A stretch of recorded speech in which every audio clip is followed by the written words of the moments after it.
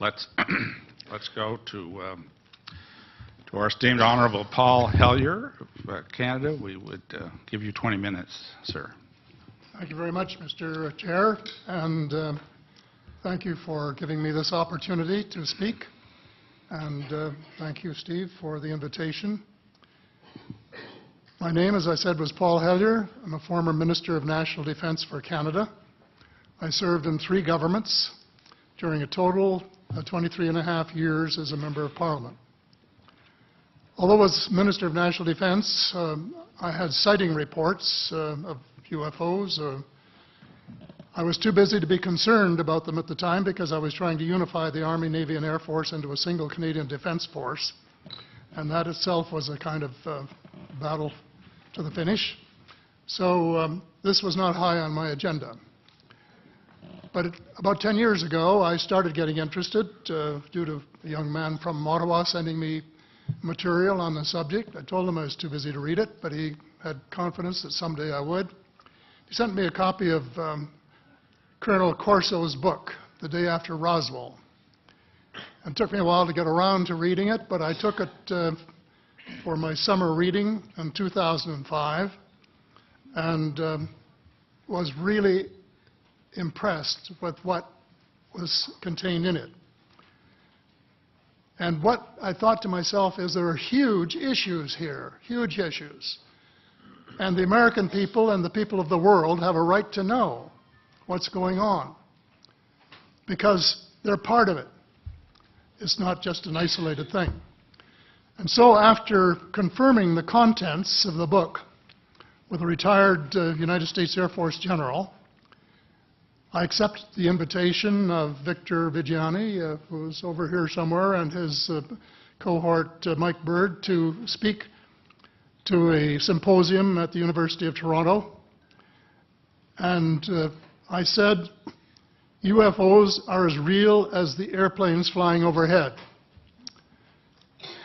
That gave me the dubious distinction of being the first person of cabinet rank in the G8 group of countries to say so unequivocally.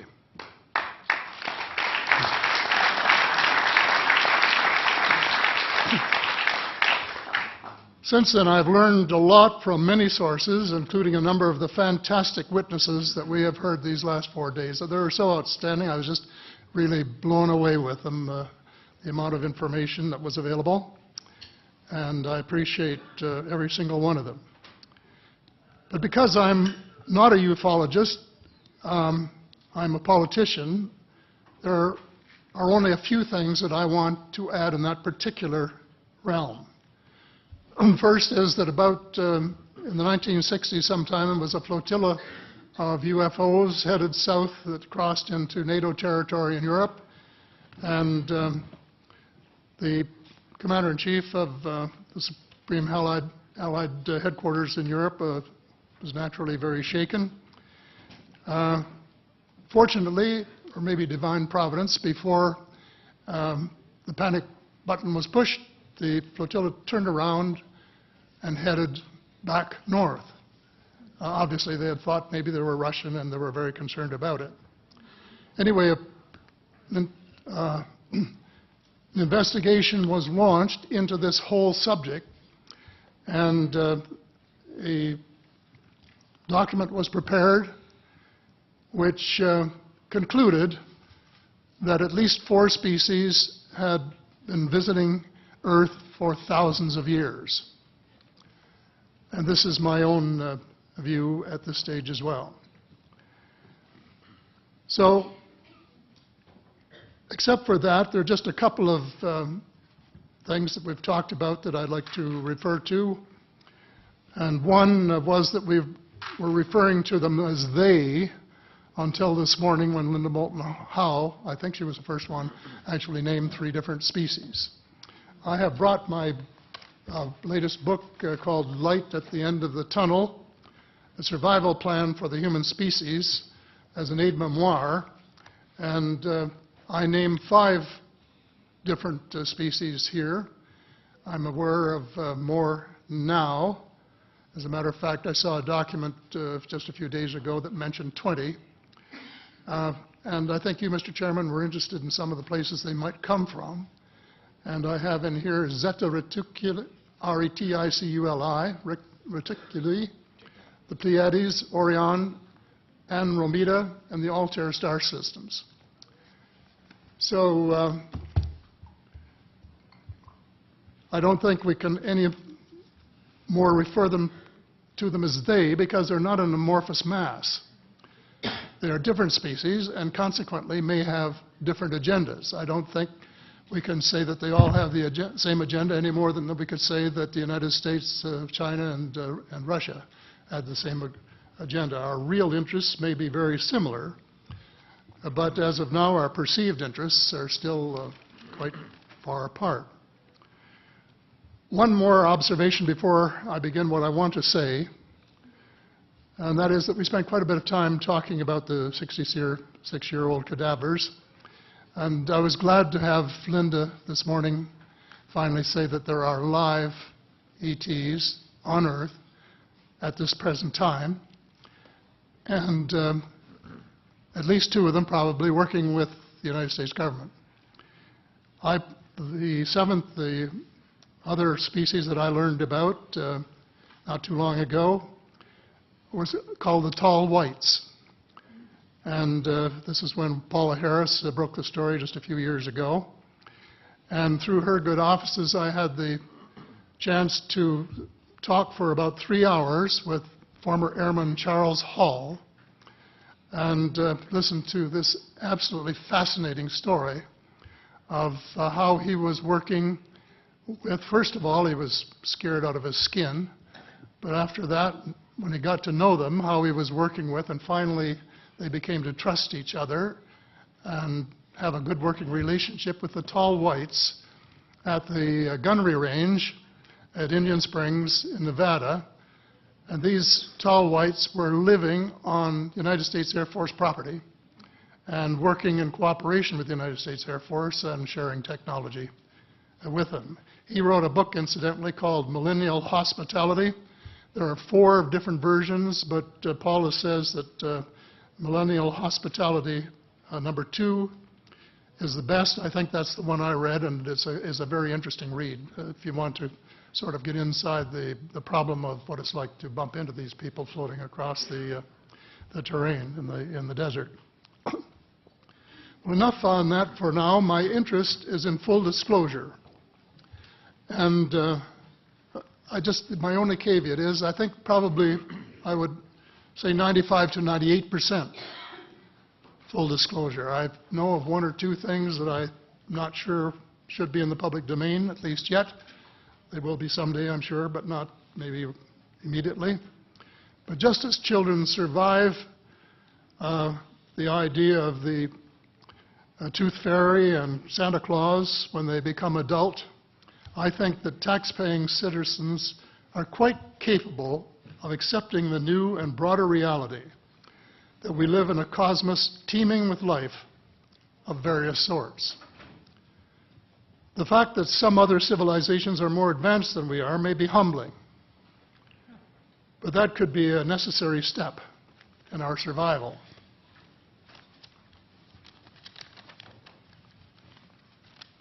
The world is an unholy mess. We have it best until the end of this decade. In my book, I said we have 10 years to stop global warming if we don't want it to be beyond the point of no return. 2 years has gone past since it was written, so I say we have until the end of the decade to arrest global warming. Yet our leaders don't even talk about it very much except in a superficial way. They appear to be more interested in starting wars to control more oil and, in effect, prolong the gravity of the threat. Of course, even if they took the problem seriously, they wouldn't have the finances to finance the transition from oil to the clean economy, to clean energy, because we have an infinitely silly banking and financial system in the Western world.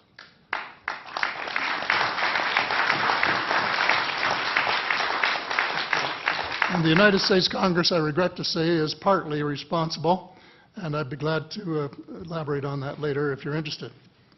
And finally, they need the technology for clean energy.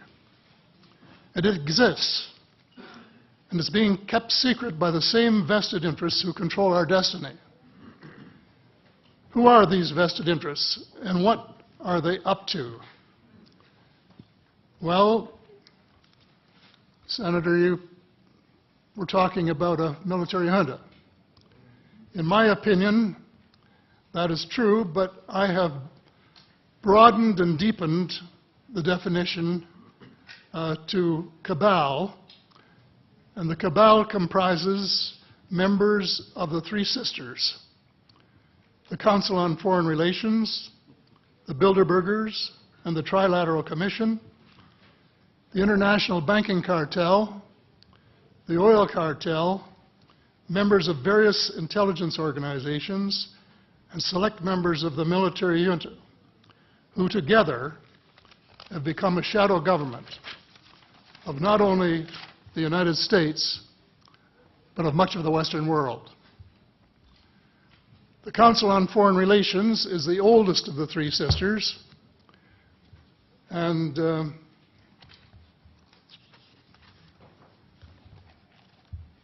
as early as October 1940, years before Germany surrendered to the Allied armies and to vaporize Hitler's vision of empire, the Council's Economic and Financial Group drafted a memorandum outlining a comprehensive policy, quote, to set forth the political, military, territorial, and economic requirements of the United States in its political potential leadership of the non-German world, including the United Kingdom itself, as well as the Western Hemisphere and the Far East.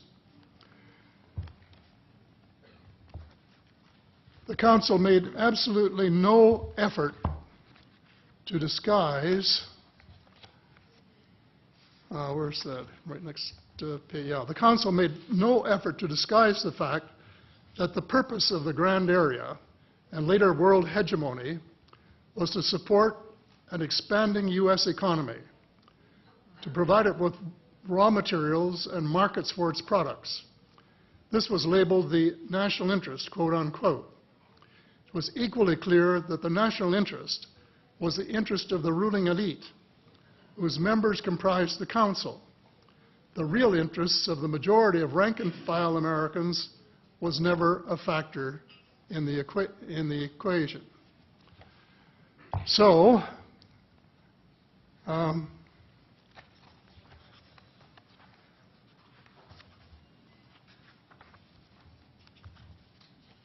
Mr. David Rockefeller, who was a member of all three of the sisters, is quoted as saying this at a meeting of the Bilderbergers in Europe. We are grateful to the Washington Post, the New York Times, Time magazine, and other great publications, whose directors have attended our meetings and respected their promises of discretion for almost 40 years. It would have been impossible for us to develop our plan for the world if we had been subjected to the lights of publicity during those years. But the world is more sophisticated and prepared to march toward a world government. The supranational sovereignty of an intellectual elite and world bankers is surely preferable to the national autodetermination practiced in past centuries. He, of course, pretended he didn't say that, but the witness this is reported by Daniel Estulin, a thoroughly reliable reporter who has written the true story of the Bilderberger Group. And if you want to really get inside of what's been going on there for this long time, that's a good place to go. So anyway, you hear what Mr. Rockefeller said, and so there you have it. The aim of the game is a world government comprising members of the cabal who are elected by no one and accountable to no one. And according to Mr. Rockefeller, the plan is well advanced. Does this help you to understand why our civil rights are being taken away from us? I say us, because Canada too is included in the grand plan. A giant leap in the wrong direction followed the end of the Cold War.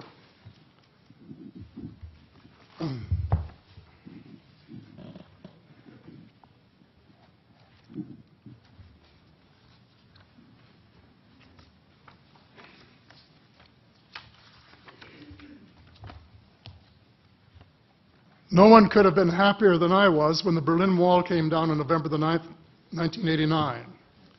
The elation on our side of the curtain was near universal, and very significant on the other side as one country after another regained its freedom. Nearly everyone believed that it was the dawn of a new era of peace and prosperity for people everywhere. There was much talk of a peace dividend. The prospects were dazzling in their scope and diversity. It was a unique and God-given opportunity for a new, braver, and fairer world. We blew it. We blew the chance of a lifetime to do good things.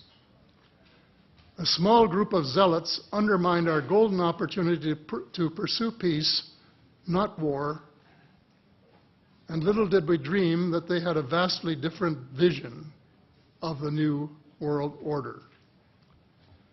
Their plan, which is now commonly known as the Project for a New American Century,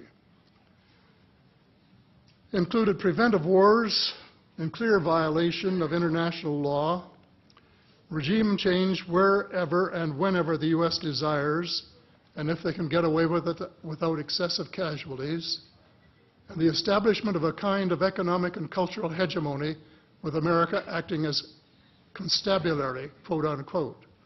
That was their word, globally. This was to be accomplished without authority of the United Nations and without the restraint of existing international treaties. It would involve a military buildup unprecedented in peacetime history and could trigger an arms race, which is precisely the opposite of the peace dividend that the world had rightly looked forward to. The Machiavellian scheme involved secret police, the curtailment of civil liberties in defiance of the U.S. Constitution, and a moribund economy operating way below its potential. Exactly those features for which the Soviet Union was held in contempt. The initial draft of the document was so controversial when it was leaked to the New York Times that it had to be rewritten, but it was not changed very much, just the cosmetics, enough to make it politically acceptable. So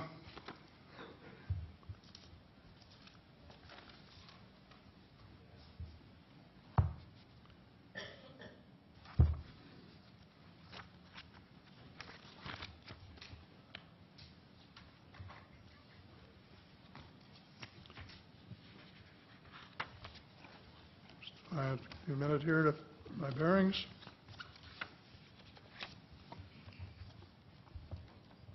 The document said this.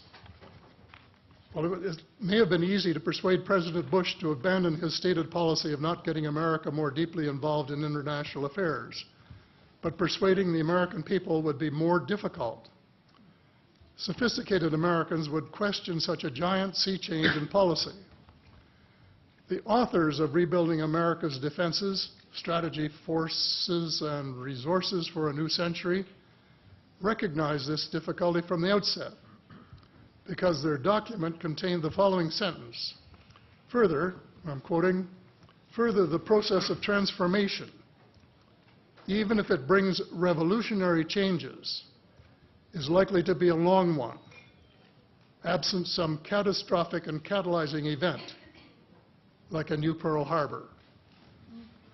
Well, it wasn't too long before they got their catastrophic and catalyzing event. Terrorists struck the World Trade Center in New York and the Pentagon in Washington on September the 11th, 2011. Incidentally, they have removed the sentence about Pearl Harbor in the document that you can now get if you went to the internet to find it. Almost the whole world mourned. Canada mourned. The overwhelming majority of Muslims condemned the treacherous attacks. My sympathy for the friends and families of the injured and dead was genuine and unwavering to this day.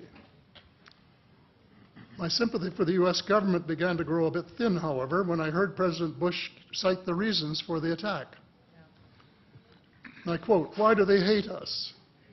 he asked rhetorically in an address to the Congress. "They hate what they see right here in this chamber, democratically elected government. Their leaders are self-appointed. They hate our freedoms, our freedom of religion, our freedom of speech, our freedom to vote and assemble and disagree with each other." I felt sad when I heard the President's word. I assumed that he believed what he was saying. But if that were true, he was profoundly ignorant of the real thoughts and feelings of people in other parts of the world. If he wanted to hear the truth, he should have listened to Osama bin Laden, who was well informed concerning the origins of the kind of fanatical hatred of the United States which has led to such treachery. This is his version of events. Every Muslim must rise to defend his religion. The wind of faith is blowing, and the wind of change is blowing to remove evil from the peninsula of Muhammad. Peace be upon him. As to America, I say to you and its people a few words. I swear to God that America will not live in peace before peace reigns in Palestine and before all the army of infidels depart the land of Muhammad. Peace be upon him. That is clear enough. The dislike of America has nothing to do with democracy versus dictatorship, or wealth, or freedom of religion, or freedom of assembly. It is directly related to American foot-dragging and stick-handling a just settlement of the Palestinian question. Mr. Hellyer, I'd hate to interrupt. Time has expired, but I'm very happy if the panel has no objection to allow another minute or two to finish your statement. How much time do you think you need to finish it? I think probably somewhere between 1 and 5 minutes, most. I think we'll give you 2 minutes to finish your statement, as much as I'd like to grant more. Thank you. Okay. In short, American foreign policy was the root of the conflict. So here we are more than a decade later fighting another war that can't be won. There is no country on earth powerful enough to protect its citizens against fanatical hate, as we learned from the Boston Marathon. And the mere attempt to pursue the impossible pits neighbor against neighbor and the state power structure against everyone.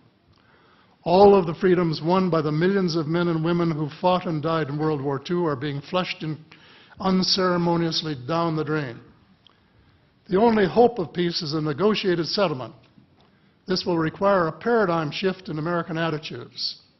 It involves a de facto renunciation of the plan for a new American energy and the adoption of a pledge of cooperation with all humankind to build the kind of world which we are collectively capable of. Young people everywhere need to be challenged by a noble cause. They need to be involved in arresting global warming, creating a banking system that is just and sustainable, and lead the way in the transformation to the new reality that we have to live in harmony with our celestial neighbors, as well as seeking peace on earth. In a word, we have to become spiritual beings and practice the one tenet that the world's major religions have in common, and that is the Golden Rule. In this field, too, and I just want to read one paragraph at this time, if you'll allow me, Mr. Chair. Well, we will allow that, but there's only about 30 seconds, so I hope you can conclude it with that statement. Fast. Thank you. This is from the late Dr. John Mack, an American secular Jewish psychiatrist who became a world leader in interviewing abductees, or experiencers, as he called them, came to this conclusion in a startling book, Passport to the Cosmos. Quote, although the aliens are not themselves gods, their behavior is sometimes anything but godlike. Abductees consistently report that the beings seem closer to the Godhead than we are, acting as messengers, guardian spirits, or angels, intermediaries between us and the divine source. Thank you. Thank you very much.